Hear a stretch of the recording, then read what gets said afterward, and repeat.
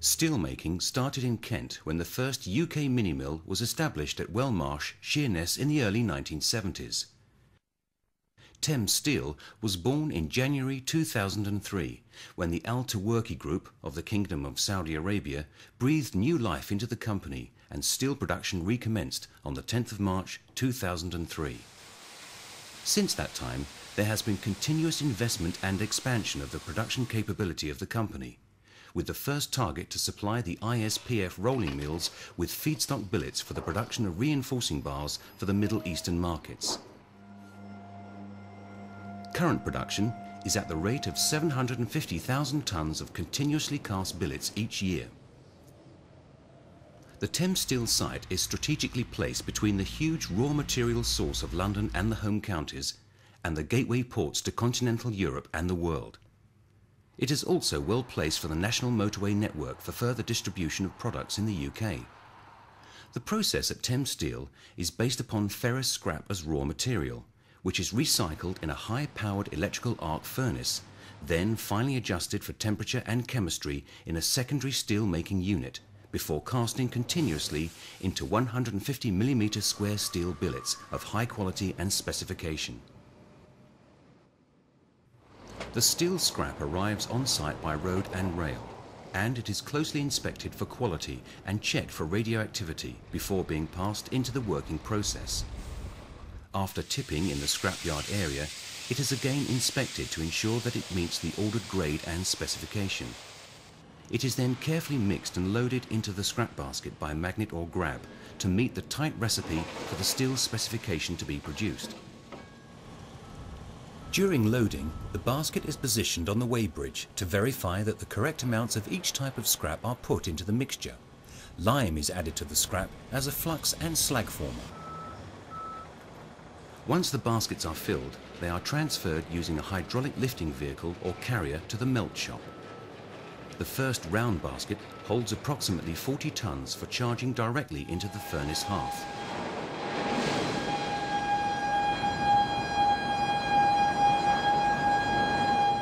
The following two rectangular baskets each hold approximately 30 tonnes of scrap and are charged to the furnace shaft, which is an integral part of the hot gas fume offtake from the furnace.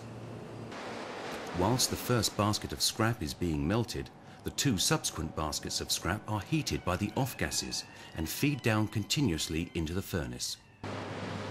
The melting process is assisted by oxygen and carbon input through a door injection lance, with additional carbon injected through the furnace roof.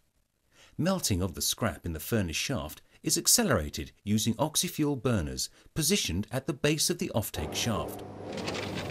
Once the scrap is melted and at the correct temperature, the steel is poured through a tap hole situated in the furnace base into a refractory line ladle, which holds approximately 95 tonnes of steel. Alloys are added during the tapping process to bring the steel chemistry to the bottom of the AIM specification. The ladle is then transferred to one of two secondary steel making units, where it is further refined until it is at the correct temperature and meets middle range chemistry. Once this process is complete, an insulating powder is added to the top of the steel and a refractory line lid is placed on the ladle top. This ensures that the temperature of the steel remains in tight control during the casting process. The ladle of steel is placed on a turret and then brought into line over the tun dish for casting the steel billets. Pouring between the ladle and tun dish is through a refractory tube, which prevents reoxidation of the steel. The tun dish holds approximately 25 tonnes of liquid steel and has 4 nozzles in the base, which align with the 4 casting moulds. The steel is poured at controlled speed and temperature into the casting moulds at approximately 2 tonnes per minute. The moulds are copper and are water cooled on the outside to give solidification of the metal during casting. Synthetic lubrication oil is added at the lip of the moulds to keep the solidifying steel free from the moulds. Oscillation of the moulds during casting also ensures that the solidifying billets can be withdrawn smoothly from the mould. Below the moulds are carefully placed water sprays, which continue the cooling process to give controlled solidification of the steel and the resultant high-quality cast billets. At the base of the machine, the hot billets are straightened and cut to lengths of between 6 and 15 meters, depending on the customer's requirements. The billets are cooled on the turnover bed to ensure that they are straight and free from surface cracking. When the billets have cooled to a temperature of approximately 500 degrees centigrade, they are identified and removed from the cooling bed by magnet and stacked until cooling is complete.